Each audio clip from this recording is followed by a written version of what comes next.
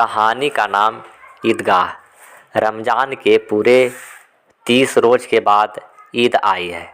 कितना मनोहर, कितना सुहाना प्रभात है। वृक्षों पर कुछ अजीब हरियाली है, खेतों में कुछ अजीब रौनक है, आसमान पर कुछ अजीब लालिमा है। आज का सूरज देखो, कितना प्यारा, कितना शीतल है, मानो संसार को ईद की बधाई दे रहा है। गांव में कितनी हलचल है, ईदगाह जाने की तैयारियां हो रही है। किसी के कुर्ते में बटन नहीं, पड़ोस के घर में सुई धागे के लिए दौड़ा जा रहा है। किसी के जूते कड़े हो गए हैं, उनमें तेल डालने के लिए तेलों के घर भागा जा रहा है। जल्दी जल्दी बैलों को सानी पानी दे दे। ईदगाह से लौटते लौटते दोपहर हो जाएगी। 3 कोस का पैदल रास्ता, फिर सैकड़ों आदमियों से मिलना। दोपहर के पहले लौटना असंभव है। लड़के सबसे ज़्यादा पसंद है। किसी ने एक रोज़ रखा है, वह भी दोपहर तक, किसी ने वह भी नहीं। लेकिन ईदगाह जाने की खुशी उनके हिस्से की चीज़ है। रोज़ बड़े बूढ़े के लिए होंगे, इनके लिए तो ईद है। रोज़ ईद का नाम रटते थे, आज वह आ गई। अब जल्दी पड़ी है कि लोग ईदगाह क्यों नहीं चलते। इन्हें गृहस्थी की चिंताओं से क्या प्रयोजन।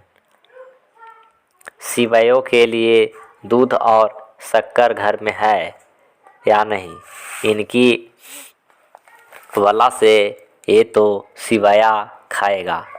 ये क्या जाने कि अब्बा जान क्यों बदहास चौधरी कायम अली के घर दौड़े जा रहे हैं।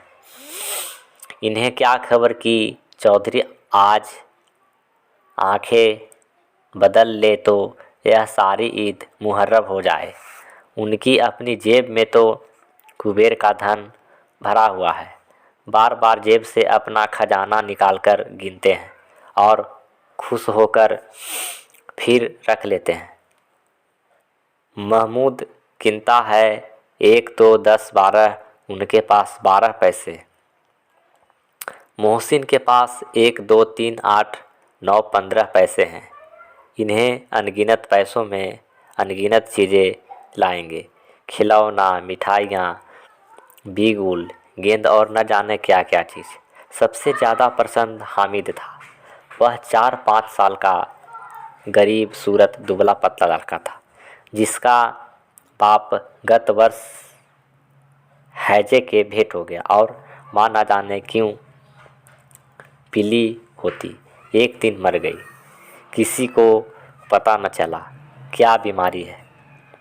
कहती भी तो कौन सुनने वाला था कि दिल पर कुछ बीतती वह दिल में ही सहती थी। जब न सहा गया तो संसार से विदा हो गई। अब हामिद अपनी बूढ़ी दादी अमीना की गोद में सोता और उतना ही पसंद है। उसके अब्बा जान रुपये कमाने गए हैं, बहुत सी थैलियाँ लेकर आएंगे। अम्मी जान अल्लाह मियाँ के घर से उसके लिए बड़ी अच्छी अच्छी चीज़ें लाने गई है, इसीलिए हामिद पसंद है। आशा तो बड़ी चीज़ है, और फिर बच्चों की आशा, उनकी कल्पना तो राई का पर्वत बना लेती है। हामिद के पाँव में जूते नहीं, सिर पर एक पुरानी धुरानी टोपी है जिसका गोटा काला पड़ गया है, फिर भी वह पसंद है। जब उसके अब्बा जान थैलियाँ और अम्मी जान नियामतें लेकर आएगी तो वह दिल के अरमान निकाल लेगा। तब देखेगा मोहसिन, नूरो और सम्मी कहाँ से उतने पैसे निकालेंगे। अभागिन अपनी कोठरी में बैठी रो रही है। आज ईद का दिन और उसके घर में दाना नहीं। आज आबिद होता तो क्या इसी तरह ईद आती और चली जाती। इस अंधकार और निराश में वह डूबी जा रही थी। किसने बुलाया था इस निगोड़िन ईद को? इस घर में उसका काम नहीं, लेकिन हामिद, उसे किसी के मरने जीने से क्या मतलब? उसके अंदर प्रकाश है, बाहर आशा। विपरीत अपना सारा दल बल लेकर आए। हामिद की आनंद भरी विचलन उसका विध्वंस कर देगा। हामिद भीतर जाकर दादी से कहता, तुम डरना नहीं। अमीना का दिल कचोट रहा है।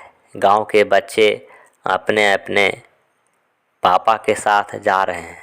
हामिद का बाप अमीना के सिवा और कौन है? उसे कैसे अकेले मेले जाने दे? उस भीड़ भाड़ में बच्चा कहीं खो जाए तो क्या हो जाएगा? नहीं नहीं, अमीना उसे न जाने देगी। नन्ही सी जान 3 कोस चलेगी कैसे? पैर में छाले पड़ जाएंगे, जूते भी तो नहीं हैं।